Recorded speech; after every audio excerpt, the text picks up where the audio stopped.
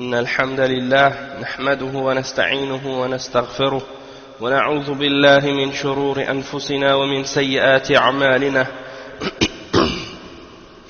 من يهده الله فلا مضل له ومن يضلل فلا هادي له وأشهد أن لا إله إلا الله وحده لا شريك له وأشهد أن محمدا عبده ورسوله يا أيها الذين آمنوا اتقوا الله حق تقاته ولا تموتن إلا وأنتم مسلمون يا أيها الناس اتقوا ربكم الذي خلقكم من نفس واحدة وخلق منها زوجها وبث منهما رجالا كثيرا ونساء واتقوا الله الذي تساءلون به والأرحام إن الله كان عليكم رقيبا يا أيها الذين آمنوا اتقوا الله وقولوا قولا سديدا يصلح لكم أعمالكم ويغفر لكم ذنوبكم ومن يطع الله ورسوله فقد فاز فوزا عظيما أما بعد وإن خير الكلام كلام الله وخير الهدي هدي محمد صلى الله عليه وسلم وإن شر الأمور محدثاتها وكل محدثة بدعة وكل بدعة ضلالة وكل ضلالة في النار أما بعد. Donc on commence aujourd'hui le cours numéro 2 dans l'explication de la parole de l'imam Ibn Sirin. Inna hadha al-ilma din fanzuru amman ta'khuduna dinakum. Vérifier de qui on doit vérifier de qui on prend notre religion, parce que cette science c'est notre religion. Donc on est en train d'énumérer les différents points pour lesquels l'explication ou la compréhension de ce sujet-là est très important. Et on est arrivé au point numéro 5. Le Cheikh Ahmed Bazmoul, hafizahullah, il dit Al-amru al-khamis, أن الناس محتاجون للعلم أكثر من حاجتهم للطعام والشراب. C'est-à-dire que les gens ont besoin de la science et que leur besoin pour la science est plus grand que leur besoin pour la nourriture et pour boire. Donc ça veut dire que c'est une des choses qui explique pourquoi on a besoin de faire attention de qui on prend notre science. Et il mentionne des paroles des salafs à ce sujet. Donc il dit قال الثوري, Sufyan al-Thawri, un des imams parmi les imams des salafs, il a dit الرجل إلى العلم أحوج منه إلى الخبز واللحم. Donc ça c'est une parole qui est rapportée par Abu Naïm dans Al-Hilya et par l'imam al-Harawi dans Dhamm al-Kalam, et ça signifie que l'homme a plus besoin de science qu'il a besoin de pain et de viande. Ensuite, il mentionne les paroles de l'imam Ahmad. قال الإمام أحمد الناس أحوج إلى العلم منهم الطعام والشراب لأن الطعام والشراب يحتاج إليه في اليوم مرتين أو ثلاثا والعلم يحتاج إليه في كل وقت. Donc ça c'est rapporté par l'imam Ibn al-Qayyim al-Jawziyya dans son livre I'lam al-Muwaqqi'in. Il cite les paroles de l'imam Ahmad qui dit que les gens ont plus besoin de science qu'ils ont besoin de nourriture et de boire. Parce que le fait de manger la nourriture et la boisson, c'est des choses qu'on a besoin une fois ou deux fois ou trois fois dans la journée, c'est-à-dire de se nourrir, tandis que la science on en a besoin à tous les moments de la journée. Ensuite, le cheikh il cite les paroles de l'imam Abdullah ibn Ahmad, le fils de l'imam Ahmad ibn Hanbal. Il dit قال عبد الله بن أحمد بن حنبل سألت أبي عن الرجل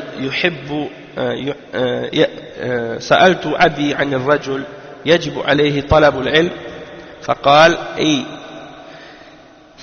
أي ما يقيم به الصلاة وأمر دينه من الصوم والزكاة وذكر شرائع الإسلام وقال ينبغي له أن يتعلم ذلك. Donc ici c'est cité des paroles du fils de l'imam Ahmad dans Al-Masail. Il a posé la question à son père au sujet d'un individu, est-ce que c'est obligatoire pour un homme d'apprendre sa religion, d'apprendre la science? Et l'imam Ahmad a répondu oui, il a besoin d'apprendre les choses par lesquelles il peut établir sa salat et les questions qui ont rapport avec sa religion comme le jeûne, la zakat, et il a mentionné les principes de l'islam et les règles de l'islam. Et puis il a dit il est obligatoire pour quelqu'un d'apprendre cela. Donc ça, c'est des exemples à ce sujet-là qui montrent l'importance de la science et l'importance justement pourquoi on a besoin de choisir bien comme il faut la personne de qui on prend notre science. Ensuite, le point numéro 6, أن من لا يأخذ منهم العلم أو لا أن من لا يؤخذ منهم العلم قطع طريق لوصول الأجر إلى النبي صلى الله عليه وسلم. Le cheikh il dit que c'est-à-dire les gens de qui on ne prend pas la science, ou les gens de qui on ne doit pas prendre notre science, ces gens-là sont comme des brigands dans le chemin qui amène les récompenses au prophète Muhammad sallallahu alayhi wa sallam.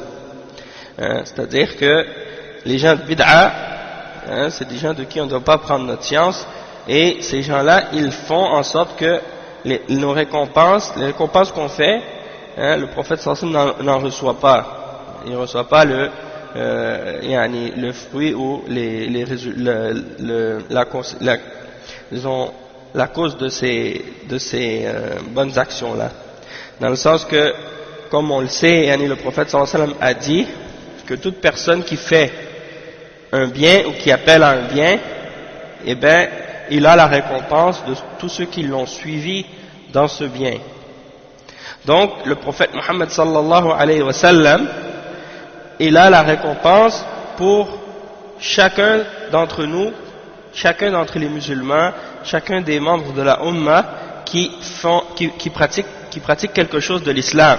Parce que le prophète sallallahu alayhi wa sallam est celui qui a enseigné à toute la Ummah qu'est-ce qui a rapport avec l'islam et la sunna. Donc, il a une récompense pour tout ce qu'on fait dans la religion comme adoration et comme pratique islamique, tant que ce qu'on fait a une référence et a une source dans le Coran et dans la sunna. Tandis que le mubtadi', étant donné que ce qu'il pratique, ce qu'il fait, ce à quoi il appelle, n'a pas de référence dans le Coran et dans la sunna, et qu'il appelle à contredire ou à aller contre la sunna ou à suivre la bid'a, donc c'est comme si il faisait en sorte que les récompenses ne vont pas jusqu'au prophète sallallahu alayhi wa sallam, puisque ces innovations-là, ça ne fait pas partie de ce que le prophète sallallahu alayhi wa sallam nous a enseigné. Et donc, le prophète sallallahu alayhi wa sallam ne reçoit pas de récompense pour le fait de nous avoir enseigné ces choses-là, puisque ça ne fait pas partie de sa religion. Et donc, ces gens-là, qu'est-ce qu'ils font? Ils détournent les musulmans de la sunna et ils les écartent de la sunna et ils les amènent vers la bid'a, et donc en faisant ça, ils privent le messager sallallahu alayhi wa sallam des hasanat qui lui reviennent. Donc ça c'est une explication. Puis il cite les paroles de l'imam Ibn al-Qayyim al-Jawziyya. Il cite les paroles de l'imam Ibn al-Qayyim al-Jawziyya à ce sujet-là, qui sont citées dans son livre Miftah Dar al-Sa'ada. Et il dit: Man da'a al-umma ila ghayri sunnati rasulillahi sallallahu alayhi wa sallam fahuwa aduwwuhu haqqan li'annahu qata'a wusul ajri man ihtada bi sunnatihi ilayhi wa hadha min a'zami mu'adatihi na'udhu billahi min al-khuzlan. Donc, qu'est-ce qu'il dit l'imam Ibn al-Qayyim? Il dit que celui qui appelle la Ummah à autre que la sunna du messager sallallahu alayhi wa sallam, alors c'est un vrai ennemi du messager sallallahu alayhi wa sallam. Celui qui appelle les gens à autre que la sunna du prophète Muhammad sallallahu alayhi wa sallam, comme par exemple les innovations, les bid'a, alors c'est un vrai ennemi du messager sallallahu alayhi wa sallam. Même s'il prétend être quelqu'un qui aime le messager sallallahu alayhi wa sallam et qui prétend défendre l'islam, défendre la sunna, alors qu'il appelle à la bid'a. Donc comme l'imam Ibn al-Qayyim il l'a dit, quiconque appelle à autre que la sunna du messager sallallahu alayhi wa sallam, alors c'est lui qui est le vrai ennemi du messager sallallahu alayhi wa sallam. Puis après il explique, il dit parce qu'il a coupé l'arrivée de la récompense de celui qui a suivi sa sunna. Donc il fait que la récompense du fait que le prophète sallallahu alayhi wa sallam nous a enseigné cette guidance-là, elle ne lui revienne pas, elle ne lui arrive pas. Pourquoi? Parce que justement ça ne fait pas partie de sa sunna. Donc il coupe la voie de cette récompense-là pour le prophète Mohammed sallallahu alayhi wa sallam. Et ça, c'est une des plus grandes oppositions et une des plus grandes causes d'animosité. Et on recherche là le refuge en Allah subhanahu wa ta'ala contre ce genre de trahison. Et donc ça c'est un point important, puis il y a des ulama, il y a des mashaykh qui ont élaboré sur ce point-là en détail.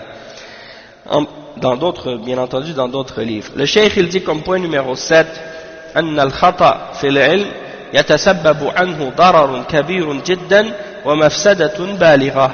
قال عبد الله بن أحمد بن حنبل: سألت أبي عن الرجل تكون عنده الكتب المصنفة فيها قول رسول الله صلى الله عليه وسلم واختلاف الصحابة والتابعين وليس للرجل بصر بالحديث الضعيف المتروك ولا بالإسناد القوي من الضعيف فيجوز له أن يعمل بما شاء ويتخير ما أحب منها ويفتي به ويعمل به. قال لا يعمل حتى يسأل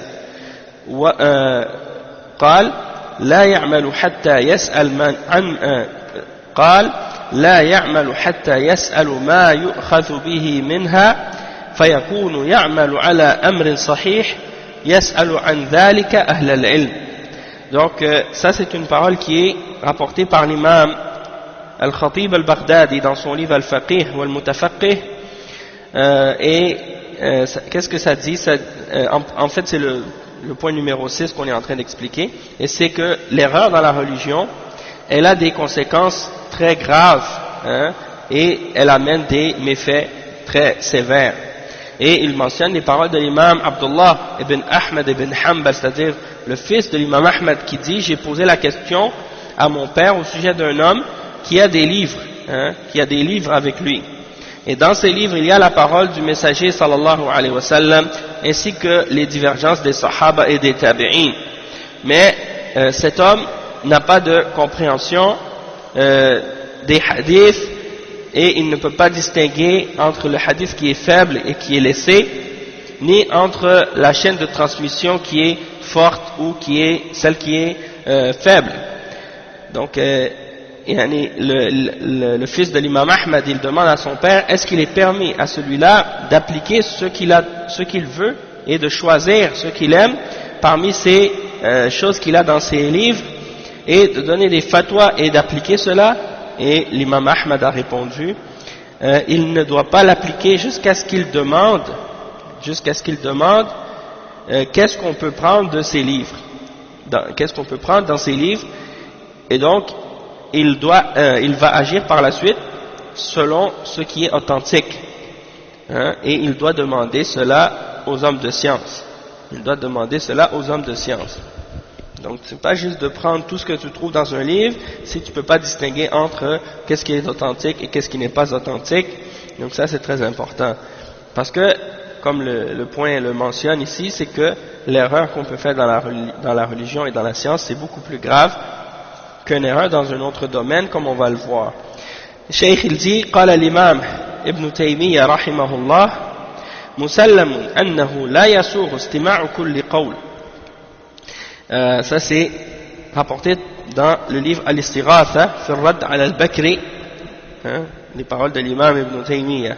Ibn Taymiyyah il dit rahimahullah, c'est quelque chose qui est accepté, qui n'est pas permis d'écouter toute parole. Et il mentionne les paroles de l'imam Ibn Uthaymin, le Cheikh Muhammad Ibn Uthaymin rahimahullah.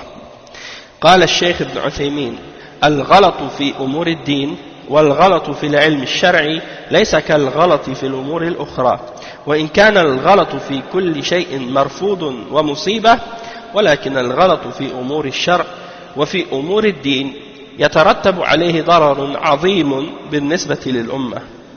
Donc ça c'est un point important. Le cheikh il dit que l'imam Ibn Uthaymin, le cheikh Ibn Uthaymin, il dit que l'erreur dans les questions de religion et les erreurs dans la science qui sont reliées à la charia, ce n'est pas comparable aux erreurs dans les autres affaires, dans les autres questions de la vie, parce que l'erreur, même si dans toute chose on rejette l'erreur, et que dans toute chose l'erreur est considérée comme un malheur, sauf que l'erreur dans les questions de la charia ou dans les questions qui sont reliées à la révélation et dans les questions de religion ont des conséquences beaucoup plus graves par rapport à la Ummah.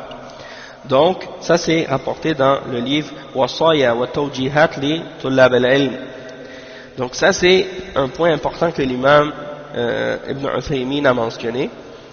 Quelqu'un peut se tromper, par exemple, comme certains ont mentionné parfois, que par exemple les médecins ou les chirurgiens ou des gens comme ça, ils ont ils ont besoin d'avoir des connaissances très précises et puis ils doivent être très très précis lorsqu'ils font quelque chose.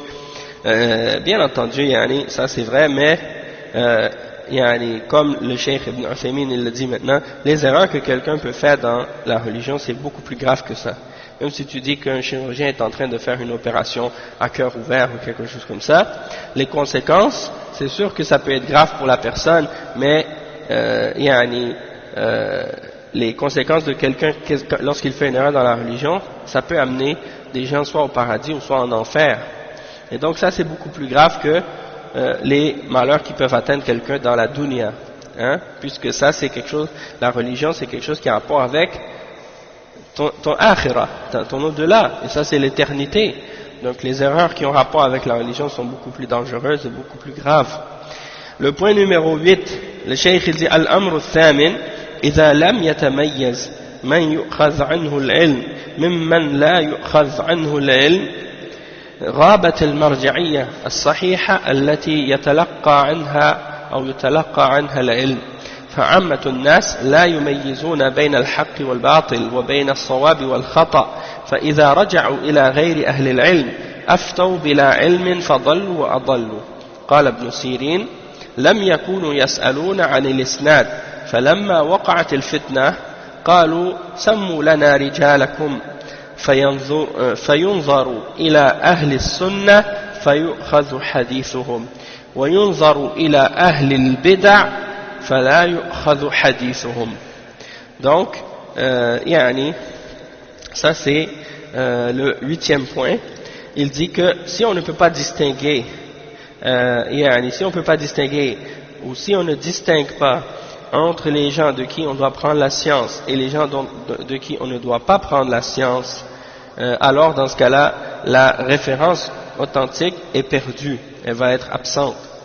Et on ne saura plus de qui on doit prendre la science. Et la majorité des gens ne peuvent pas distinguer entre qu'est-ce qui est vrai et qu'est-ce qui est faux, ni entre qu'est-ce qui est correct et qu'est-ce qui est erroné. Et donc, si les gens retournent à autre qu'aux savants, alors ils donnent des fatwas sans science, et donc qu'est-ce qui arrive comme conséquence? C'est qu'ils s'égarent eux-mêmes et qu'ils égarent les autres. Et le cheikh termine en citant les paroles de l'imam Ibn Sirin, Muhammad Ibn Sirin, qui sont mentionnées dans l'introduction de Sahih Muslim, dans l'introduction du Sahih de l'imam Muslim. Ces paroles de l'imam Ibn Sirin qui disent, dans laquelle il dit, les gens ne posaient pas la question sur les chaînes de transmission, c'est-à-dire les gens ne demandaient pas au sujet de l'isnad, c'est-à-dire les chaînes de transmetteurs, de rapporteurs de hadith, de qui ils ont entendu la parole. Les gens au début ne demandaient pas ces choses-là. Puis lorsque la fitna s'est produite, alors ils ont dit, citez-nous vos hommes, citez-nous vos hommes. Après, l'imam Ibn Sirin il dit, alors on regarde aux gens de la Sunna, on regarde aux gens de Ahlul Sunna et on prend leur hadith. Puis on regarde aux gens de Ahlul Bid'a et on ne prend pas leur hadith. Donc, ça c'est une parole de ce tabi'i qui nous montre que la distinction entre Ahlul Sunna et Ahlul Bid'a, elle est arrivée bientôt dans l'histoire de l'islam, et on sait que l'imam Ibn Sirin c'est un des tabi'in, donc un des élèves des sahaba, et donc ça prouve que très tôt on a commencé à faire la distinction entre les gens de la sunna et les gens de la bid'a, et ceux qui étaient considérés comme étant des gens de bid'a, on ne prenait pas leur hadith, Et donc, alhamdulillah, ça réfute les gens aujourd'hui. Parce que c'est sûr qu'à l'époque du prophète sallallahu alayhi wa sallam, à l'époque des sahaba, il n'y avait pas c'est-à-dire, il n'y avait pas de mubtadi'a à l'époque du prophète sallallahu alayhi wa sallam. La bid'a, elle est apparue après. Hein? Donc, c'est pour ça que, il y en a qui disent, mais on ne peut pas appeler des musulmans mubtadi'a, parce que ça c'est de donner des mauvais sobriquets aux musulmans, puis c'est de donner des mauvais surnoms. Et il y en a qui pensent que de faire ça, de distinguer entre les gens de la sunna et les gens de la bid'a, ils pensent que ça fait partie de ce genre de choses qui sont détestables en islam. Hein? Mais c'est parce que ces gens-là ignorent justement la distinction entre la sunna et la bid'a. Et ils ne connaissent pas la distinction entre les principes et les fondements d'Ahl Sunna et qu'est-ce que signifie réellement la bid'a. Et c'est pour ça que souvent ils en parlent jamais. Ils ne parlent jamais de la bid'a et du danger de la bid'a et de l'égarement des gens de bid'a, parce que justement ils ne savent pas qu'est-ce que c'est. Hein? Pour eux, la sunna et la bid'a c'est équivalent, malheureusement. Donc si on retourne à la parole de l'imam Ibn Sirin, ici on voit que la distinction, elle existe et que ce n'est pas une innovation comme certains essaient de le faire croire. Puisque le prophète sallallahu alayhi wa sallam, c'est lui qui nous a mis en garde contre l'innovation avant même que l'innovation se produise. Ici ensuite, le cheikh il rentre maintenant dans la biographie de l'imam Muhammad ibn Sirin al-Basri. Donc on va lire qui est cet imam, hein, qui est ce grand savant parmi les tabi'in, un des grands savants de l'islam.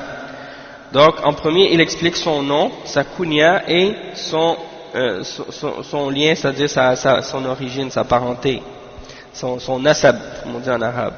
Donc, il dit ismuhu wa kunyatuhu wa nasabuhu. Donc, ismuhu Muhammad ibn Sirin, Mawla Anas ibn Malik al-Ansari al-Basri. Donc, c'est Muhammad ibn Sirin et c'était l'esclave de Anas ibn Malik al-Ansari al-Basri. Et kunyatu, sa kunya c'était Abu Bakr. Sa kunya c'était Abu Bakr. Et il dit ensuite wa kana Abu Muhammad min sabi Ayn al-Tamr. Asarahu Khalid ibn al-Walid fi jumlati al-sabi فاشتراه أنس ثم كاتبه ثم ولد له من الأولاد الأخيار جماعة محمد هذا وأنس بن سيرين ومعبد ويحيى وحفصة وكريمة وكلهم تابعون ثقات أجلاء رحمهم الله وأصل سيرين من جرجرايا.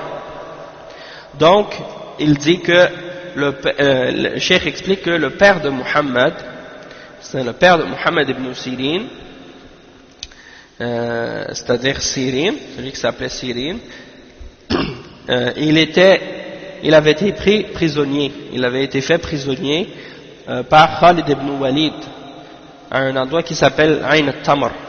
C'est Khalid ibn Walid qui l'a fait prisonnier parmi les prisonniers de cette bataille, et Anas ibn Malik l'a acheté. Puis ensuite il a dit thumma katabahu. Katabahu, ça veut dire quoi? Ça veut dire que il lui a permis d'acheter sa liberté. C'est-à-dire il a pris une entente avec Sirin, avec le père de Muhammad ibn Sirin, pour lui permettre d'acheter sa propre liberté, donc de se racheter lui-même, pour qu'il devienne libre par la suite. Et il dit, puis il a eu plusieurs enfants, c'est-à-dire Sirin a eu plusieurs enfants, et parmi eux, Muhammad, celui dont on parle aujourd'hui, l'imam Muhammad ibn Sirin, il a aussi eu un autre enfant qui s'appelait Anas ibn Sirin, et il a également eu Ma'bad, et Yahya, et Hafsa, et Karima, et ce sont tous des tabi'in qui sont considérés comme étant des thiqat, hein, c'est-à-dire des gens qui sont fiables, hein, et des références dans le hadith. Donc les gens acceptaient leur hadith. Les ulama acceptaient leur hadith, rahimahumullah. Et à l'origine, Sirin vient de Jarjaraya. Jarjaraya, c'est une région ou une ville. Donc il faudrait, ceux qui veulent rechercher peuvent essayer de savoir où se trouve cette région. مولده قال أنس بن سيرين ولد محمد بن سيرين لسنتين بقيتا من خلافة عثمان. Donc, le frère de Muhammad ibn Sirin, c'est-à-dire Anas ibn Sirin, a dit que Muhammad ibn Sirin, son frère Muhammad ibn Sirin, est né 2 ans avant la mort de Uthman, avant la fin du khilafa de Uthman. Et le khilafa de Uthman s'est terminé en l'an 35 Hijri. Donc, si il est né 2 ans auparavant, ça veut dire qu'il est né probablement autour de l'an 33 Hijri. D'accord? Shuyukhuhu wa talamidhuhu. Les shuyukh de Muhammad ibn Sirin, qui sont-ils? Il dit Rawa an Abi Hurayra wa Imran ibn Hussein wa ibn Umar wa Anas ibn Malik wa Adi ibn Hatim wa ibn Zubayr. Donc, ces shuyukh, c'était qui? C'était les Sahaba. Allah musta'an. Subhanallah. Hein? 33, d'après ce que l'imam Ibn Hajar a mentionné, il mentionne qu'il a appris de 33 parmi les Sahaba, ou bien qu'il a rencontré 33 d'entre les Sahaba. Donc parmi les ulama et les shuyukh qu'il a eu, il y a Abu Huraira, radiyallahu anhu, Imran ibn Hussein, et Ibn Umar, et Anas ibn Malik, et Adi ibn Hatim et Ibn Zubayr. Donc tout cela sont des Sahaba. Hein? Et il y en a beaucoup d'autres aussi qui ne sont pas mentionnés, mais c'est juste pour mentionner les plus importants. Donc imaginez quelqu'un, ces shuyukh sont les Sahaba. Hein? Subhanallah. Donc ça c'est la grandeur de cet imam. Et ensuite il dit également, il a eu des élèves. وروى عنه الشعبي وقتادة وأيوب السختياني ويونس بن عبيد وابن عون وسليمان التيمي وخالد الحذاء وعوف وداود بن أبي هند. Donc parmi les ulama qui ont été ses élèves, parmi les tabi'in, il y a l'imam al-Sha'bi et Qatada et Ayyub al-Sakhtiyani et Yunus ibn Ubayd et Ibn Aoun et Sulayman al-Taymi et Khalid al-Hadha ou al-Hidha, Allahu a'lam comment ça se prononce exactement, et Auf et Daoud ibn Abi Hind. Donc ceux-là sont les shuyukh, sont les élèves de Muhammad ibn Sirin. Bien entendu il y en a d'autres que ceux-là, il y en a beaucoup d'autres, mais on a juste fait un résumé comme ça. Ensuite, il dit Sana'ul ulama'i alayhi, c'est-à-dire les éloges des savants à son sujet. Qu'est-ce que les ulama ont dit à son sujet? قال ابن عون كان بصر محمد بالعلم كبصر التاجر الأريب بتجارته. Donc, qu'est-ce qu'il mentionne ici? Subhanallah, l'imam Ibn Aoun, il dit que, c'est un de ses élèves en fait, l'imam Ibn Aoun, il dit que l'imam Muhammad ibn Sirin avait une vision par rapport à la science qui est comparable à celle du commerçant qui a des doutes par rapport à son commerce. Donc il fait attention, hein, il vérifie les choses, il fait les comptes et il calcule. Hein. Donc c'est de la manière comment qu'il regardait sa science. Il dit وقال هشام ابن حسان أصدق من رأيت من البشر محمد ibn Sirin. Hisham ibn Hassan, il dit, une des personnes les plus véridiques que j'ai rencontrées ou que j'ai vues, hein, parmi les hommes, c'est Muhammad ibn Sirin. وقال عون كان محمد حسن العلم بالتجارة وحسن العلم بالقضاء وحسن العلم بالفرائض. Il dit que, donc l'imam Aoun, il dit que non, Ibn Aoun c'est le fils de Aoun, donc c'était pas son élève, c'était le fils de son... Ouais, c'est ça, je me suis trompé, Allah musta'an. Oui, c'est ça.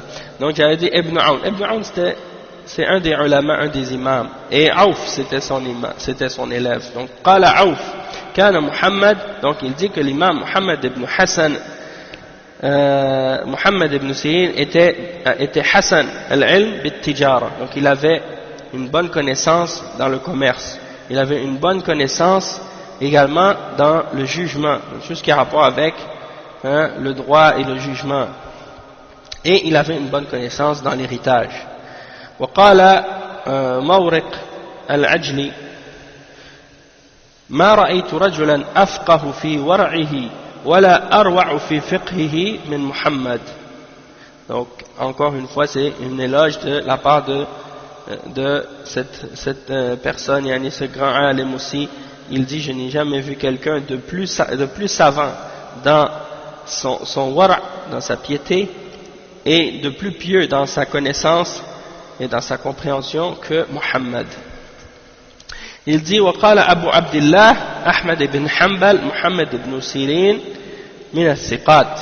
Donc يعني l'imam Ahmad ibn Hanbal a dit à propos de Muhammad ibn Sirin qu'il était parmi les thiqat, c'est-à-dire les gens qui sont fiables. Et Yahya ibn Ma'in, il a dit, un des grands imams également, un des grands imams de la sunna et des imams des salaf, il a dit que Muhammad ibn Sirin thiqa, il a dit c'est un homme qui est thiqa, qui est fiable, on peut prendre de lui le hadith. وقال ابن سعد كان ثقة مأمونا عاليا رفيعا فقيها إماما كثير العلم ورعا وكان به صمم. Donc il dit que Ibn Sa'ad il mentionne que l'imam Ibn Sirin était quelqu'un de fiable, quelqu'un à qui on faisait confiance dans son ilm, qui était élevé, qui était haut placé dans sa compréhension et dans sa science. Qui était un imam qui avait beaucoup de science et beaucoup de piété, et il avait un peu de sourdité. Il avait un peu de sourdité. وقال ابن حبان كان محمد بن سيرين من أروع التابعين وفقهاء أهل البصرة وعبادهم. Après il dit وكان فقيها فاضلا حافظا متقنا وكان يعبر الرؤيا ورأى 30 من أصحاب رسول الله صلى الله عليه وسلم. Donc l'imam Ibn Hibban il dit que Muhammad ibn Sirin était un des plus pieux parmi les tabi'in et parmi les savants de Basra et parmi les adorateurs également, et c'était un savant de fiqh.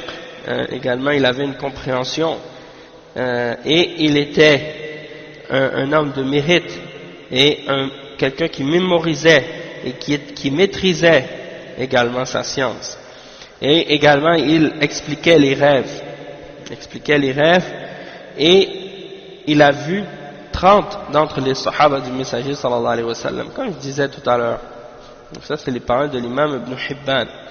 قال الخطيب البغدادي كان محمد أحد الفقهاء من أهل البصرة والمذكورين بالورع في وقته وقدم المدائن. Donc وقدم المدائن. Il dit que Muhammad ibn Sirin, l'imam al-Khatib al-Baghdadi, il dit que l'imam Muhammad ibn Sirin était un parmi les fuqaha de Basra qui étaient mentionnés pour leur piété dans leur temps. Et il mentionne ensuite les paroles de l'imam al-Dhahabi. Il dit قال الذهبي محمد بن سيرين الإمام الرباني كان فقيها إماما غزير العلم ثقة ثبتا علامة في التعبير رأسا في الورع. Donc l'imam al-Dhahabi également il fait des éloges à son sujet. Il dit que Muhammad ibn Sirin était un imam rabbani, il était un faqih, un imam avec beaucoup d'ilm, qui était fiable, qui était une référence dans les questions de rêve et l'explication des rêves, si je comprends bien ici, Alamatan fi at-ta'bir. Et il y a un livre qui lui est attribué à propos de l'explication des rêves, et j'ai entendu de la part de certains ulama qui mentionnaient que le livre qui est attribué à Muhammad ibn Sirin justement sur l'explication des rêves n'était pas de lui, c'est-à-dire que ça lui est attribué, mais ça lui est attribué faussement, hein? Et il était un des premiers dans la piété également. قال أيضا أحد الأعلام ثقة حجة كبير العلم ورع بعيد الصيد.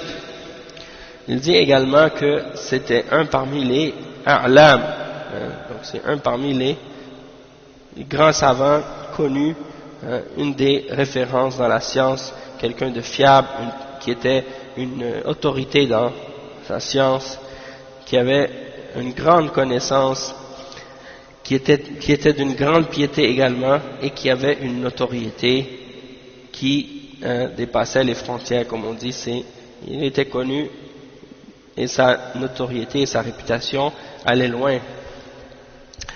قال الحافظ ابن حجر ثقة ثبت عابد كبير القدر كان لا يرى الرواية بالمعنى. Donc le Hafiz ibn Hajar, il dit à son sujet que c'était quelqu'un de fiable, de ferme, un adorateur qui avait beaucoup de capacités, et il n'était pas d'accord avec le fait de transmettre la parole par son sens. Donc il mémorisait, et il n'acceptait pas qu'on transmette la parole par sa signification, mais il rapportait les mots exacts. وفاته توفي رحمه الله بالبصرة يوم الجمعة ل9 ماضين من شوال سنة 10 و100 وهو ابن 77 سنة ممن غسله أيوب وابن عون وصلى عليه النضر ابن عمرو المقري الشامي، وكان موته بعد الحسن البصري ب100 يوم، وكان الحسن قد توفي رحمه الله تعالى في أول يوم من رجب من عام 10 و100. Donc il dit que l'imam Ibn Sirin rahimahullah, il est décédé à Basra le jour de Jumu'ah. Il restait 10 jours avant la fin du mois de Shawwal. C'était en l'an 110 et il avait 77 ans. Et parmi ceux qui ont lavé son corps, il y a Ayyub et Ibn Aoun, deux imams parmi les imams de l'islam.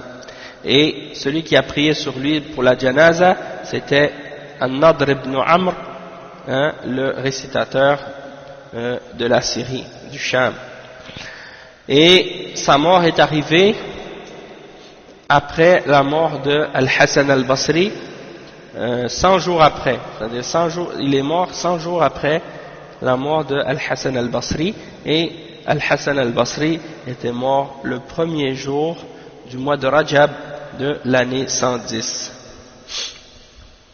Min aqwal al-imam Ibn Sirin, parmi les paroles de l'imam Ibn Sirin, قال محمد بن سيرين كانوا يرونه على الطريق ما دام على الأثر. Ça c'est une parole de l'imam Ibn Sirin rapportée par l'imam Ad-Darimi dans As-Sunan et par Al-Khallal dans As-Sunnah. C'est-à-dire il considérait quelqu'un comme étant sur la bonne voie tant qu'il suivait Al-Athar, c'est-à-dire tant qu'il suivait le hadith. Et il dit وقال محمد بن سيرين لو خرج الدجال لرأيت أنه سيتبعه أهل الأهواء. Il dit il a dit l'imam Ibn Sirin, il a dit si le Dajjal sortait, tu verrais que ceux qui le suivent sont les gens de la passion. C'est rapporté par l'imam Al-Lalaka'i dans Sharh I'tiqad Ahl al-Sunnah. وقال شعيب ابن الحبحاب قال لابن سيرين ما ترى في السماع من أهل الأهواء قال لا نسمع منهم ولا كرامة. Donc ils ont demandé à Shu'aib ibn Habhab il a demandé, Shu'aib ibn al-Hammad, Ibn al-Habhab, il a demandé à Ibn Sirin, qu'est-ce que tu dis à propos de, ou qu'est-ce que tu vois à propos du fait d'écouter des gens de la passion, c'est-à-dire les gens de bid'a. Il a dit, on n'écoute pas d'eux, et aucun respect ou aucun honneur, c'est-à-dire la karama, c'est-à-dire on ne doit pas avoir aucune pitié, aucun honneur, aucun respect pour ces gens-là. Ça c'est rapporté dans في الكنى والأسماء de l'imam Ad-Doulabi et par Ibn Bishran fi al-Amali. Okay. Donc après il mentionne également les paroles de l'imam Ibn Sirin ou bien les paroles de Ibn Aoun qui parlent de l'imam Ibn Sirin. Il dit قال ابن عون كان ابن سيرين لا يرى لأصحاب الأهواء حرمة. Donc il mentionne ces paroles-là de l'imam Ibn Aoun dans Sira Alam al-Nubala de l'imam al-Zahabi. Il dit que l'imam Ibn Aoun a dit que Mohammed ibn Sirin il ne voyait aucun respect pour les gens de la passion. Il n'avait aucun respect pour les gens de la passion. وكان محمد بن سيرين يحدثه الرجل فلا يقبل عليه ويقول ما أتهمك ولا الذي يحدثك ولكن من بينكما أتهمه. Ça c'est rapporté par Ahmad dans Al-Ilal wa Ma'rifat al-Rijal. Regardez qu'est-ce qu'il dit ici. Il dit Mohammed ibn Sirin, des fois il se faisait parler, il y a quelqu'un un homme qui venait pour lui parler et il n'acceptait pas de lui, il se tournait même pas vers lui. Alors l'imam Mohammed ibn Sirin il lui disait je ne t'accuse pas et je n'accuse pas celui non plus qui te rapporte le hadith ou celui dont tu cites le hadith, mais j'accuse celui qui est entre vous deux. J'accuse celui qui est entre vous deux. Ça veut dire quoi? Ça veut dire probablement que il savait que entre cette personne-là et celui de qui il rapporte le hadith, il y avait un autre intermédiaire qui n'était pas mentionné qui n'était pas mentionné, et probablement que la raison pour laquelle cette personne ne voulait pas mentionner celui qui lui avait cité cette parole, c'est probablement parce que c'était pas quelqu'un de fiable ou quelqu'un de qui on prend le hadith, et donc c'est pour ça que c'est rapporté dans le livre qui s'appelle Al-Ilal fi Ma'rifat al-Rijal, c'est-à-dire Al-Ilal c'est une science, Ilm al-Ilal, c'est une science qui étudie les défauts qui sont cachés dans les chaînes de transmission et dans les hadiths. Donc ça c'est un niveau de science très élevé que très peu d'entre les imams maîtrisaient.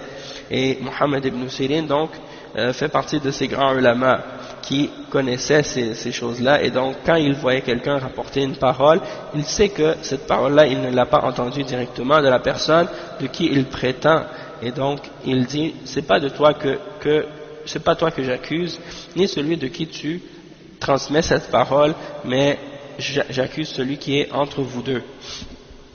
Ensuite il dit وقال عبد الحميد ابن عبد الله ابن مسلم ابن يسار لما حبس ابن سيرين في السجن قال له السجان إذا كان الليل فاذهب إلى أهلك فإذا أصبحت فتعال. فقال ابن سيرين لا والله لا أعينك على خيانة السلطان. Ça c'est rapporté par Al-Khatib al-Baghdadi dans son livre Tarikh Baghdad, l'histoire de Bagdad. Ça c'est une histoire qui nous montre en fait l'honnêteté et la véracité de l'imam Mohammed ibn Sirin et sa sincérité. Donc il mentionne que Abdul Hamid ibn Abdullah ibn Muslim ibn Yasar il dit que lorsque Mohammed ibn Sirin a été arrêté, a été enfermé, كان حبس ابن سيرين بسبب دين ركبه لبعض الغرباء. Donc c'est mentionné dans Tarikh Baghdad que Mohammed ibn Sirin avait été arrêté à cause d'une dette qu'il avait prise de la part de certains voyageurs ou certains étrangers. Donc à cause de ça, il avait été enfermé. Et lorsqu'il a été enfermé ou lorsqu'il a été arrêté et emprisonné, le gardien de la prison lui disait, lorsque la nuit vient, va vers ta famille. Puis, lorsque c'est l'aube, alors reviens. Hein? En voulant dire, je te laisse partir pendant la nuit, tu peux aller voir ta famille, puis reviens le matin. Comme ça, personne va savoir que tu es parti. Et Mohammed ibn Sirin, il lui répondait, non, par Allah, je ne vais pas t'aider à trahir le dirigeant. Je ne vais pas t'aider à trahir le dirigeant. Donc, c'est-à-dire que même si le gardien de prison lui offrait la possibilité de sortir durant la nuit, d'aller voir sa famille, lui, subhanallah, tellement il était conscient de l'importance d'obéir aux dirigeants, selon le Coran et la Sunna, qu'il refusait même de partir. Hein? Donc ça nous montre l'honnêteté et la sincérité de ce genre d'individus, de ce genre de personnes, comme ce grand savant de l'islam, ce grand imam, qui fait partie justement de nos salafs, parce que c'est un des imams parmi les imams des salafs. Ok, donc là on a lu cette partie qui parle maintenant de la biographie. Bien entendu, celui qui veut apprendre plus de choses sur l'imam Ibn Sirin, il y a des livres vers lesquels il peut se tourner pour avoir plus d'informations, comme par exemple Siyar A'lam al-Nubala de l'imam al-Zahabi, et d'autres livres également où on retrouve les biographies des imams de l'islam, et il y a plus de détails. Donc ça c'est juste un petit résumé, et puis ensuite on arrive maintenant à un autre point, al-maqsad al-awwal takhrij al-athar wa dhikru man nuqila anhu wa nahwa qawlihi wa dhikru man nuqila anhu nahwa qawlihi. Donc le premier point dans cette explication et dans ce livre, c'est le takhrij de cette parole de l'imam Ibn Sirin, c'est-à-dire où est-ce qu'on le retrouve dans les livres, c'est quoi sa référence, et également la mention de tous ceux parmi les gens dont on a rapporté qu'ils ont cité cette parole-là également. Le cheikh il dit ajma'a ahlul ilm ala adalati jami' as-sahaba فلا يسأل عن أحد منهم فهم العدول الأمناء وأما التابعون فمن بعدهم فينظر فيهم كما قال الإمام ابن سيرين لم يكونوا يسألون عن الإسناد فلما وقعت الفتنة قالوا سموا لنا رجالكم فينظر إلى أهل السنة فيؤخذ حديثهم وينظر إلى أهل البدع فلا يؤخذ حديثهم. Donc, le cheikh il dit que les savants sont tous d'accord, il y a un consensus des savants de l'islam sur l'honnêteté et la justesse des sahaba. Hein, ils sont tous udul, ils sont tous des gens honnêtes et fiables, hein, de qui on peut prendre le hadith sans questionner aucun d'entre eux. C'est-à-dire, on n'a pas à les questionner, ils sont tous fiables et honnêtes. Ça, c'est l'ijma' à ce sujet-là. Tandis que les tabi'un, ceux qui viennent après eux, alors on regarde à leur sujet, on regarde qui ils sont, et comme l'imam Mohammed ibn Sirin a dit, avant on ne demandait pas au sujet de l'isnad, hein, parce qu'avant c'était les sahaba seulement, et ils sont tous honnêtes et fiables. Mais lorsque la fitna est arrivée, les gens ont dit, citez-nous vos hommes. Et on regardait aux gens de la sunna, Ahlul Sunna, et on prenait leur hadith.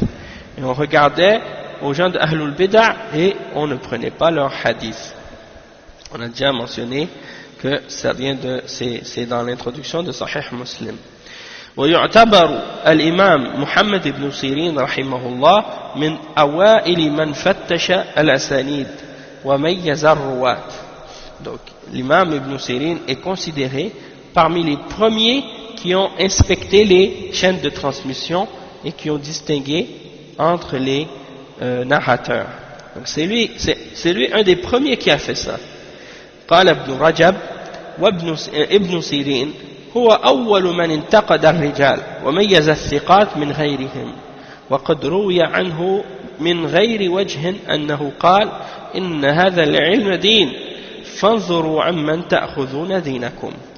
Donc l'imam Ibn Rajab il dit que Ibn Sirin c'est le premier qui a commencé à critiquer les rapporteurs et les hommes, hein, et qui a distingué entre ceux d'entre eux qui sont fiables et de ceux qui ne sont pas fiables. Et on a rapporté de lui, c'est-à-dire de l'imam Ibn Sirin, de plusieurs versions qu'il a dit, hein, que cette science c'est la religion. Alors vérifiez de qui vous prenez votre religion. وفي رواية عنه أنه قال إن هذا الحديث دين فلينظر الرجل عن من يأخذ دينه. Ça c'est une autre narration qui est rapportée par l'imam At-Tirmidhi dans Shama'il al-Muhammadiyya. Donc cette narration de l'imam Ibn Sirin, elle dit que le hadith, hein, c'est la religion. Alors que chaque homme vérifie de qui il prend sa religion, ou qu'il prenne garde de qui il prend sa religion. وقال يعقوب بن شيبة قلت ليحيى ابن معين تعرف أحدا من التابعين كان ينتقي الرجال كما كان ابن سيرين ينتقيهم قال برأسه أي لا. وقال يعقوب وسمعت علي بن المديني يقول كان ممن ينظر في الحديث ويفتش عن الإسناد ولا نعرف أحدا أول منه. Donc qu'est-ce qu'il dit ici? Il cite les paroles de l'imam Ya'qub ibn Shaybah dans Sharh al-Ilal, c'est tiré de Sharh al-Ilal. Il dit que Ya'qub ibn Shaybah a dit, j'ai dit à Yahya ibn Ma'in, est-ce que tu connais un d'entre les tabi'in qui triait les hommes, les narrateurs, comme le faisait Ibn Sirin, c'est-à-dire qui triait et qui vérifiait les narrateurs et les gens qui transmettaient les hadiths, comme le faisait l'imam Ibn Sirin, et il a fait un signe avec sa tête en voulant dire non, c'est-à-dire je connais personne d'autre que lui qui avait fait ça, hein? Et il dit وقال يعقوب, et Ya'qub a dit, j'ai demandé à Ali ibn al-Madini, non pardon, il dit j'ai entendu Ali ibn al-Madini dire, il était parmi ceux qui regardaient et vérifiaient dans les hadiths et qui vérifiaient également les chaînes de transmission, et on n'a pas connu personne qui faisait ça avant lui. On n'a pas connu personne qui faisait ça avant lui. وهذا الأثر جاء مرفوعا إلى النبي صلى الله عليه وسلم وجاء موقوفا من قول بعض الصحابة وجاء مقطوعا عن بعض التابعين فمن بعدهم. Donc ici maintenant le cheikh Ahmed Bazmoul, il mentionne que cette parole de l'imam Ibn Sirin, elle a été rapportée de différentes façons. Elle a été rapportée de façon qui est marfou', elle a été rapportée également mawqouf, et elle a été rapportée maqtou', c'est-à-dire ça a été attribué au prophète sallallahu alayhi wa sallam, ça a été attribué aux sahaba, et ça a été attribué à certains parmi les tabi'in. C'est ça ce que ça signifie. Sauf que toutes les narrations qui ont été attribuées au prophète sallallahu alayhi wa sallam de cette parole, c'est da'if, hein, c'est pas authentique. Hein, il y en a une narration, le cheikh il les cite, hein, celle qui est attribuée à Abdullah ibn Omar, et elle est rapportée par Ibn Adi dans Al-Kamil, et c'est pas authentique. Hein, et l'imam Ibn al-Jawzi, l'a déclaré da'if, de même que Ibn Rajab dans Sharh al-Ilal et également l'imam As-Sakhawi dans Fath al-Mughith. Ensuite, également, une narration attribuée au prophète sallallahu alayhi wa sallam, rapportée selon Anas ibn Malik. Et c'est la même chose, c'est pas authentique, c'est rapporté par Ibn Adi dans Al-Kamil. Et le hadith, il est déclaré da'if par l'imam Ibn al-Jawzi et Muhammad ibn Tahir fi Dakhirat al-Huffaz. Il a dit à son sujet qu'il est da'if jiddan, très très faible, très faible. Et une autre attribuée au prophète sallallahu alayhi wa sallam, selon Ibn Abbas radiyallahu anhuma, et ça aussi également c'est faible, ou bien c'est même batil, c'est quelque chose qui est faux. C'est rapporté dans Al-Kamil de Ibn Adi, et Ibn Hibban également, il l'a mentionné dans Al-Majruhin, et l'imam Sheikh Al-Albani il a dit à son sujet que c'est batil dans Silsilat al-Ahadith al-Da'ifa, le hadith numéro 3090. Maintenant, parmi les narrations qui ont été attribuées au prophète, aux compagnons du prophète sallallahu alayhi wa sallam de cette parole, il y en a plusieurs. Il y en a de ces citations-là il y en a de cette citation qui sont attribuées à Abu Huraira, à Ibn Abbas, à Anas ibn Malik et à Ali ibn Abi Talib, mais bien entendu elles ont toutes des faiblesses dans les chaînes de transmission, donc ce n'est pas authentique. Qu'est-ce qui est rapporté des Sahaba, que les Sahaba auraient dit cette parole, ça c'est pas rapporté de manière authentique. Et ensuite il y a les mentions du fait que cette parole elle a été rapportée de la part de plusieurs parmi les tabi'in, et parmi eux il y en a plusieurs donc qui sont mentionnés. Je ne sais pas si ce serait important ou intéressant de les mentionner, mais la plupart c'est la même citation, excepté qu'il y en a qui ont des petites variations. Peut-être qu'on pourrait les lire quand même, ça peut être bénéfique.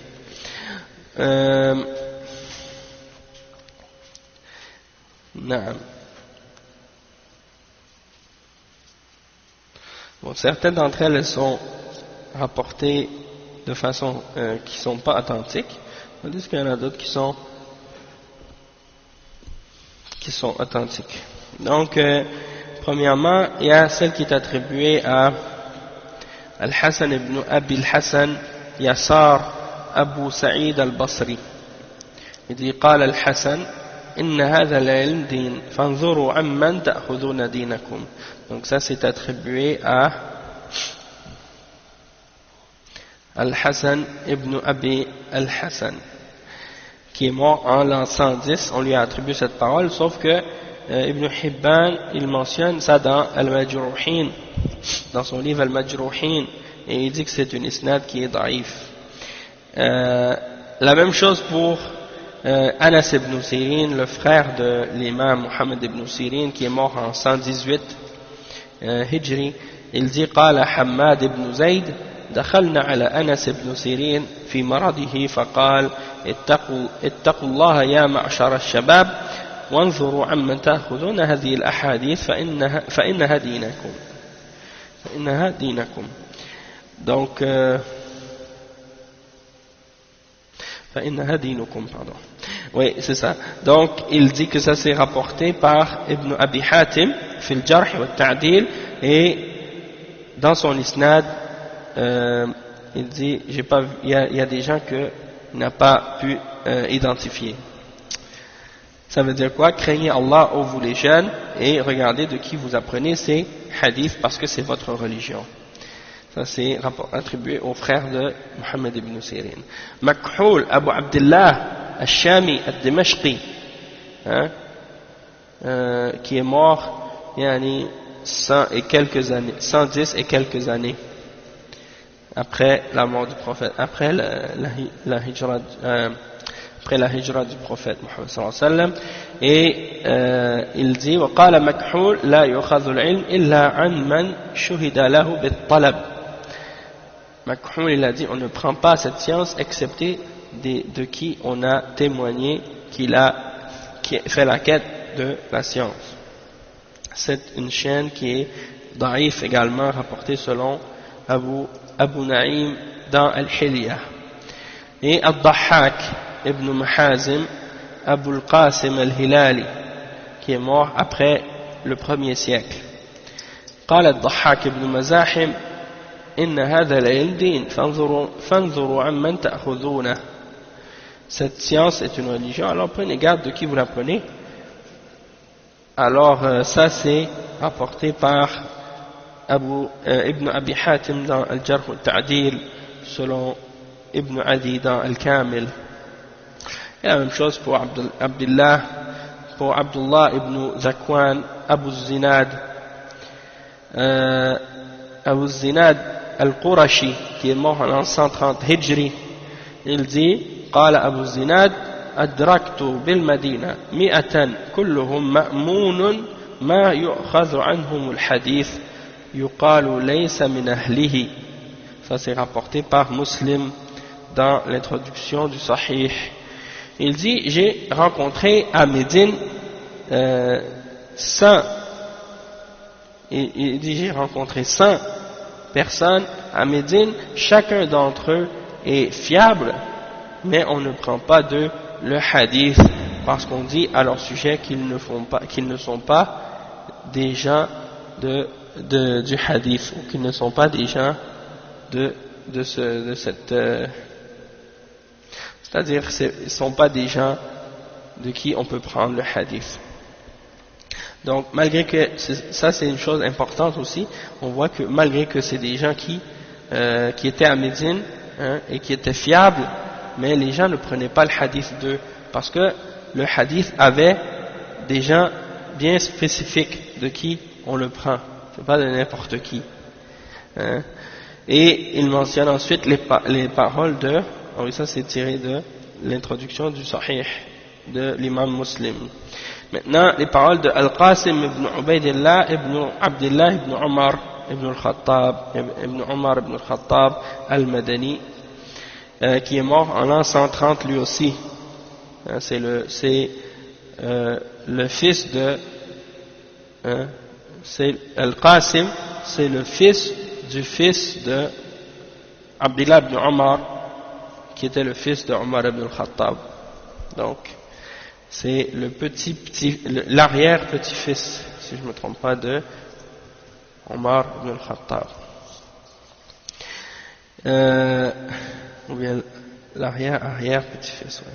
Il قال أبو عقيل قال كنت جالسا عند القاسم ابن عبيد الله ويحيى ابن سعيد فقال يحيى للقاسم يا أبا محمد إنه قبيح على مثلك عظيم أن تسأل عن شيء من أمر هذا الدين فلا يوجد عندك منه علم ولا مخرج. فقال له القاسم وعما ذاك؟ قال لأنك ابن إمامي هدى ابن أبي بكر وعمر. قال يقول له القاسم وأقبح من هذا وأقبح من ذاك عند من عقل عن دين الله أن أقول بغير علم أو آخذ عن غير ثقة. قال فسكت فما أجابه. Donc ça c'est rapporté dans l'introduction de l'imam Muslim également dans son Sahih. Donc ça c'est les paroles de Al-Qasim.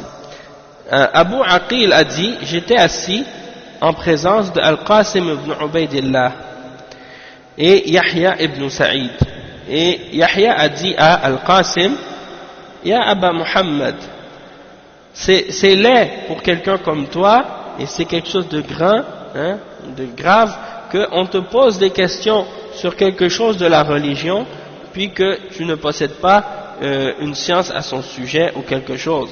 Hein? Alors, Al-Qasim lui a répondu et lui a dit, et pourquoi? On va lui dire, pourquoi tu dis ça? Pourquoi tu dis que c'est quelque chose de laid, que j'ai pas la science à propos de certaines choses? Il dit, parce que tu es le fils de deux des imams de guidance. Hein? Tu es le fils de Abu Bakr et de Omar. Parce qu'il avait des liens de parenté avec les deux. Hein? Et donc, il dit, قال يقول له القاسم, il a répondu, Al-Qasim lui a répondu, et plus laid que ça encore pour celui qui a compris la religion d'Allah, hein, c'est que je dise sans science, c'est que je dise quelque chose sans science, ou que je prenne d'autre que de quelqu'un de fiable. Et donc, Yahya s'est tu et il ne lui a pas répondu après ça. Donc on voit comment les salafs étaient par rapport à la science. Ils n'aimaient pas dire n'importe quoi, et juste par rapport à leur réputation, hein, de dire « Ah mais moi je suis le descendant de Abu Bakr et de Omar, et donc si quelqu'un me pose une question dans la religion puis que j'ai pas d'ilm, ça va paraître laid, donc il faut que je dise quelque chose quand même. » Donc c'est ça c'est ce que l'autre lui disait, et lui il a répondu. L'imam Al-Qasim il a répondu, il a dit, c'est plus laid encore de répondre à propos de quelque chose puis on n'a pas de science, ou de prendre de notre religion de quelqu'un qui n'est pas fiable. Et ça montre la grandeur de la piété et la crainte d'Allah que possédaient, hein, ces imams parmi les salafs. Ensuite il a une autre parole de Zayd ibn Aslam al-Adawi, Mawla Omar Abu Abdullah al-Madani, qui est mort en 136 Hijri. قال زيد بن أسلم إن هذا العلم دين فانظروا عمن تأخذون دينكم. Donc il a mentionné la même parole que celle de l'imam Ibn Sirin. Abdullah ibn Aoun, Abu Aoun al-Basri, qui est mort en 150. قال ابن عون إن هذا العلم دين فانظروا عمن تأخذ دينك. فانظر عن من تأخذ دينك. Ça c'est également rapporté par Al-Khatib dans Al-Faqih wal-Mutafaqih avec une isnad qui est authentique. Et Ibn Aoun il a également dit لا يؤخذ هذا العلم إلا ممن شهد له بالطلب. On ne prend pas cette science excepté de celui dont on a témoigné qu'il a fait la quête de la science ou qu'il a recherché la science. Il dit ensuite Abdurrahman ibn Yazid Abu Atba al-Shami, qui est mort après 150 et quelques années après la Hijra. Il dit قال عبد الرحمن بن يزيد ابن جابر لا يؤخذ العلم إلا عن من شهد له بالطلب. قال أبو زرعة فسمعت أبا مسهر يقول إلا جليس العالم فإن ذلك طلبه. Il dit donc Abdurrahman ibn Yazid Abu Utba al-Shami, il dit on ne prend cette science que de celui dont on a témoigné qu'il a fait la quête de la science. Et Abu Zur'a a dit j'ai entendu Abba Mishar dire excepté celui qui s'assoit avec le alim, qui s'assoit avec le savant, alors ça c'est sa quête de la science. Il mentionne le cheikh en note de bas de page que c'est rapporté par Abu Zur'a dans son livre At-Tarikh et avec une chaîne de transmission authentique. Puis il dit que Al-Khatib a dit dans Al-Kifaya أراد أبو مسهر بهذا القول أن من عرفت مجالسته للعلماء وأخذه عنهم أغنى ظهور ذلك من أمره أن يسأل عن حاله والله أعلم. Donc Al-Khatib il dit que Abu Mishar il a dit cette parole, et qu'est-ce qu'il a voulu par cette parole? Du fait que celui qu'on sait qu'il s'est assis avec un savant, donc ça c'est sa quête de la science, c'est-à-dire celui qui a été connu par le fait qu'il s'assoit avec les ulama et qu'il a pris d'eux, donc ça c'est suffisant, et ça compense pour le fait que cette chose-là soit quelque chose qui est apparu par la suite, et ça fait en sorte qu'on n'a pas à questionner de son état.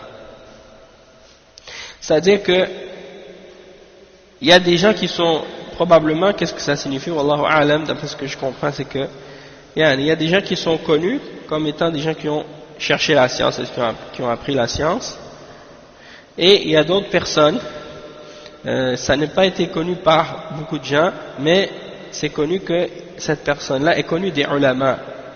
Donc ça compense pour le fait d'avoir fait la quête de la science, si cette personne-là a côtoyé les ulama, wallahu a'lam.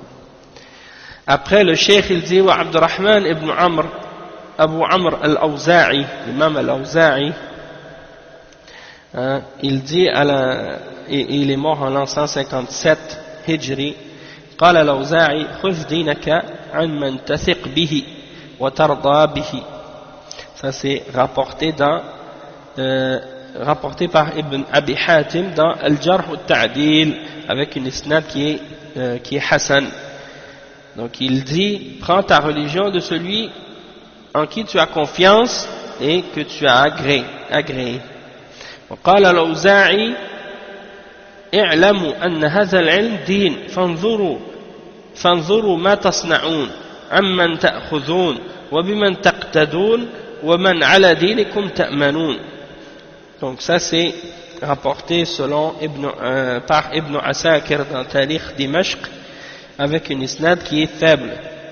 Et ça dit quoi? Ça dit, sachez que cette science est une religion. Alors, faites attention à ce que vous faites, vérifiez ce que vous faites, de qui vous prenez comme exemple et à qui vous faites confiance dans votre religion. Wa Zaïda ibn Qudama Abu Salt al-Kufi, qui est mort en l'an 160, il dit قال زائدة إن هذا العلم دين فانظروا من تودعونه. Donc ça c'est une autre parole à ce sujet-là, c'est dans le même sens. Et Uqba ibn Nafi' al-Qurashi al-Fahri, qui est mort en 163, il a dit la même chose aussi.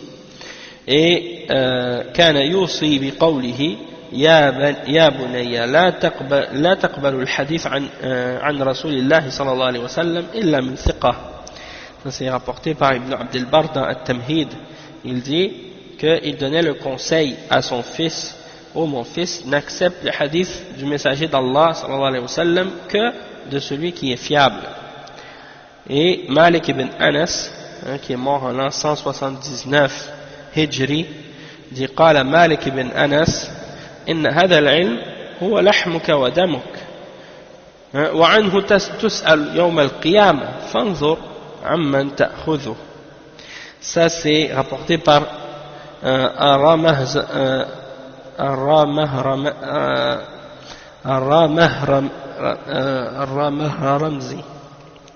Subhanallah, j'oublie toujours comment prononcer ce nom.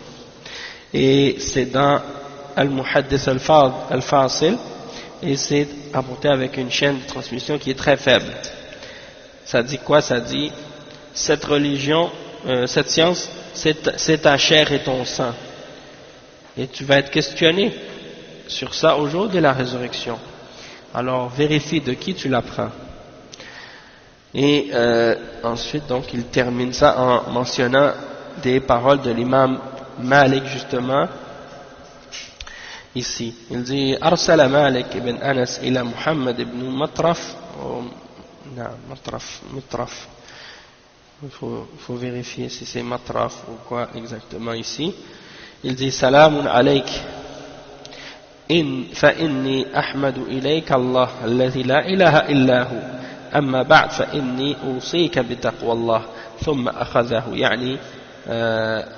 أخذه العلم يعني العلم من أهله الذين ورثوه ممن كان قبلهم يقينا بذلك ولا تأخذ كل ما تسمع قائلا يقوله فإنه ليس ينبغي أن يؤخذ من كل محدث أو نعم ولا من كل من قال وقد كان بعض من يرضى من أهل العلم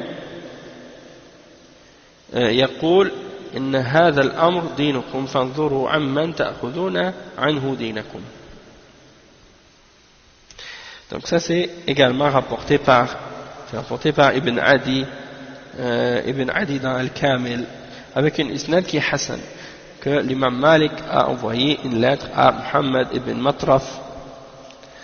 Il dit salam alaykum et il fait la louange d'Allah subhanahu wa ta'ala et il dit rien ne mérite d'être adoré excepté lui, et ensuite il dit je te conseille de craindre Allah, et puis ensuite il dit et en ce qui concerne la science, prends-la de ses héritiers, de ceux qui appartiennent à la science et qui sont les héritiers de cette science, qui l'ont pris de ceux qui venaient avant eux avec certitude. Et ne prends pas de toute personne que tu entends en train de parler ou en train de dire quelque chose, parce que on ne prend pas la science de toute personne qui parle, toute personne qui dit une parole. Et certains d'entre les hommes de science, il a dit que cette affaire c'est votre religion, alors vérifiez de qui vous prenez votre religion. وقال خالد ابن خداش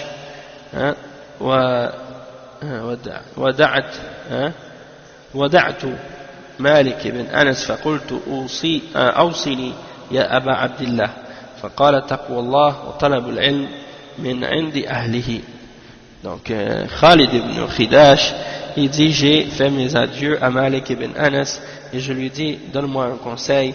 Il a dit je te conseille de craindre Allah et de chercher la science des hommes de science ou des gens de la science, de ceux qui sont réellement des hommes de science, qui possèdent la science. Ça c'est rapporté par Abu Zur'a dans Al-Tarikh et par Ibn Adi dans Al-Kamil, et c'est une isnad qui est Hassan. Il dit ensuite وقال مالك بن أنس إن هذا العلم دين فانظروا عمن تأخذون دينكم لقد أدركت 70 عند هذه الأساطين.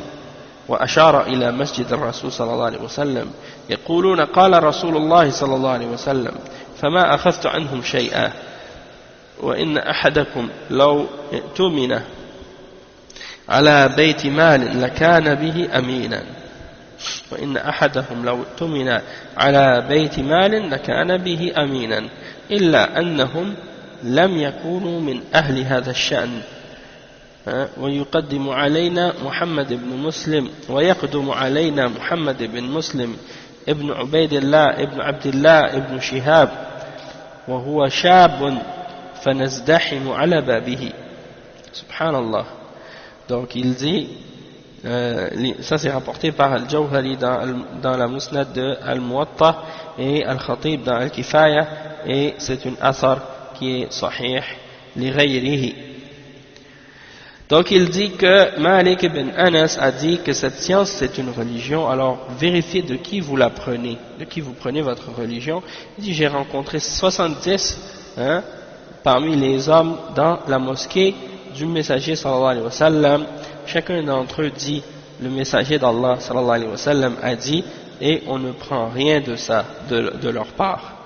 Chacun d'entre eux dit le messager d'Allah a dit, et on ne prend rien de ça. Et même si il dit, et si l'un d'entre eux était, on lui confiait le trésor, un trésor ou Beit Mal, c'est-à-dire l'endroit où on garde l'argent, même si on lui confiait ça, il aurait été honnête, mais on ne prend pas de lui quand il dit Qala Rasulullah sallallahu alayhi wa sallam. On ne prend pas de lui, excepté qu'il ne faisait pas partie des gens de ce domaine, c'est-à-dire c'était pas leur domaine, la question de transmission des hadiths, malgré qu'il avait des connaissances.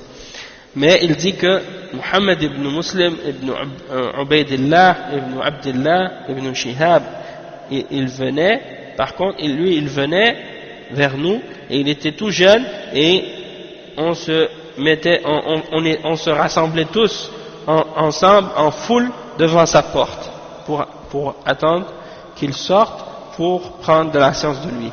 Donc c'est pour dire que les gens savaient de qui prendre la science, et ils ne prenaient pas la science de n'importe qui. Ensuite, il mentionne une dernière parole, c'est les paroles de l'imam Ibrahim al-Nakha'i, Ibrahim ibn Yazid Abu Imran al-Nakha'i, qui est mort en l'an 196. قال إبراهيم إن هذه العلم دين فانظروا عمن تأخذون دينكم. Ça c'est rapporté par une chaîne qui est faible dans Al-Majruhin par l'imam Ibn Hibban. Et également une autre parole, قال إبراهيم كانوا إذا أرادوا أن يأخذوا عن الرجل نظروا إلى صلاته وإلى هيئته وإلى سمته. Ça c'est rapporté également par Darimi dans As-Sunan avec une chaîne qui est faible. Donc ça veut dire quoi? Ça veut dire que lorsque les gens voulaient prendre de quelqu'un, ils regardaient sa prière, sa stature, comment il se tenait, et ils regardaient également son calme et sa personnalité, comment il était posé et calme. Ça c'est cette parole qui est attribuée à Ibrahim al-Nakha'i. On va s'arrêter ici pour aujourd'hui, Inch'Allah, et on va expliquer la semaine prochaine, bi'idhnillah, dans le point numéro 2, les preuves du Coran et de la Sunna qui supportent la signification de cette parole de l'imam Muhammad ibn Sirin. Donc, quelles sont les bases sur lesquelles sont établies les paroles de l'imam Muhammad ibn Sirin dans cette citation de lui. Donc on s'arrête ici pour aujourd'hui, Inch'Allah. Subhanakallahumma wa bihamdik, ashhadu an la ilaha illa ant, astaghfiruka wa atubu ilayh. Barakallahu fikum wa jazakumullahu khairan. Wassalamu alaykum wa rahmatullahi wa barakatuh.